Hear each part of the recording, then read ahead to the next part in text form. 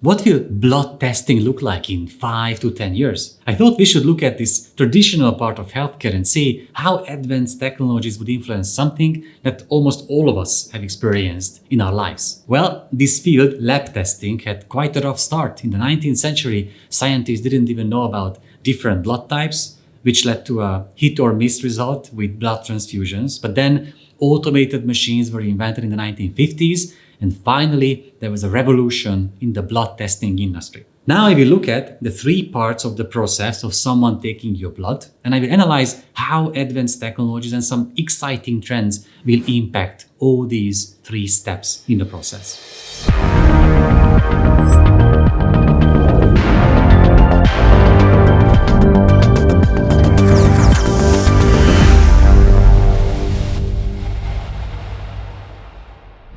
First of all, there is a physical point-of-care facility where you have to go now to get your lab test taken. This might change a lot because the at-home lab test industry has been booming for years, especially since the pandemic. Before the pandemic, there were maybe a few million people worldwide that were ready and open to do a lab test at home. But now, hundreds of millions of people, if not billions, started doing COVID antigen tests. So a new market was just born out of necessity, because we people learned how to use the technology required for that.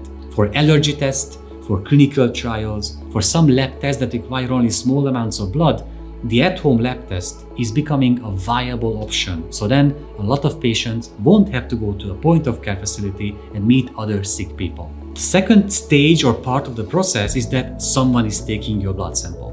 Normally a nurse or a phlebotomist comes to you and they take your blood sample. This might be impacted by a few things, a few directions here. There is a device I showed you before, a vein scanner, with which it's much easier for that nurse or phlebotomist to find the right vein. Then we have a technology from a company called Tasso that I also tested that allowed me to collect a very small amount of dried blood sample. And this small amount would still be enough, for example, for a genetic testing service. And then there is one more technology that's relevant here, an automated machine that would allow professionals to take blood samples from patients without the professionals actually taking those blood samples. Vitestro is a good example of a company that has been testing such an automated blood drawing machine, and now they are testing the machine with thousands of patients in a clinical trial. And the third and final step in the blood testing process is analyzing and interpreting your results. There are artificial intelligence-based systems, solutions, technologies made by companies available worldwide that you can use to better interpret your results. That's what they call the smart lab results, the smart lab reports. So instead of just a few numbers, you get color codes and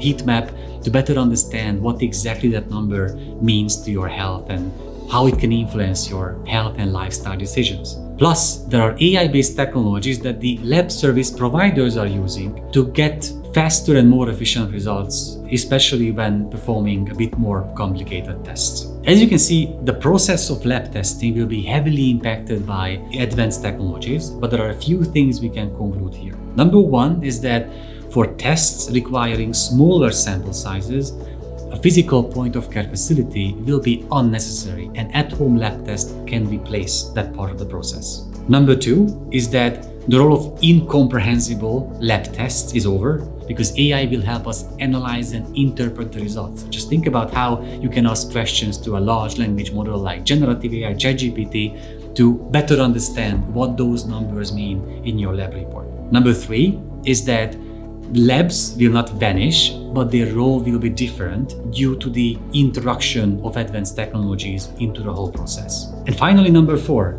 there is a chance that automated blood drawing machines could free up a lot of time and effort for medical professionals. So maybe they can still stay in the same room with patients, comforting them, instead of doing a repetitive process that could and should be automated.